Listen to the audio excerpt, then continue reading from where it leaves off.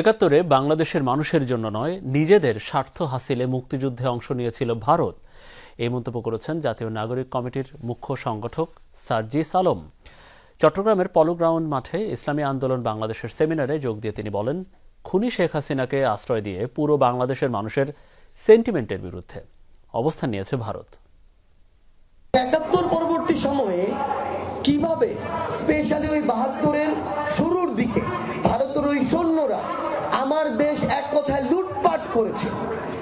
আমার দেশের যখন যেই ঘরে ঢোকার ইচ্ছা হয়েছে ঢুকেছে, আমার যে মা বোনকে ছুঁয়ে দেখতে চেয়েছে ছুঁয়ে দেখেছে, সম্ভ্রমের হানি ঘটিয়েছে। এই কথাগুলো বাংলাদেশের সামনে, মানুষের সামনে আসা উচিত। বাংলাদেশকে বার্তা দিতে চাই যাতে নতুন করে ছাত্রলীগ বা ছাত্রলীগের মতো কোনো সংগঠন বাংলাদেশে সন্ত্রাসী কাজ চালাতে না পারে।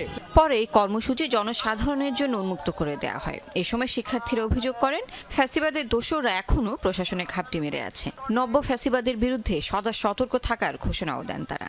আমার শুধু ব্যক্তিগত ক্ষোভ না, এরা তো নিয় ছাত্র হত্যাকারী এবং আর আপনার এরা তো সাধারণ মানুষকে হত্যা করে। দৃষ্টান্তমূলক শাস্তি ব্যবস্থা করে তাহলে এই ধরনের ঝটিকা মিছিল দ্বিতীয়বার ছাত্রলীগের কোনো নেতাকর্মীরা করতে ভাবতেন আর কি। আহতদের চিকিৎসা নিশ্চিতের লক্ষ্যে দ্রুততম সময়ের মধ্যে যদি ব্যবস্থা না হয় তাহলে শিক্ষার্থীরা সরকারের বিরুদ্ধে এবং এই চিকিৎসার দাবিতে কঠোর থেকে কঠোরতর কর্মসূচি দিতে বাধ্য হবে। পরে টিএসসিতে শেখ হাসিনার ঘৃণা স্তম্ভে জুতা ছুঁড়ে মারে শিক্ষার্থী এবং সাধারণ মানুষ।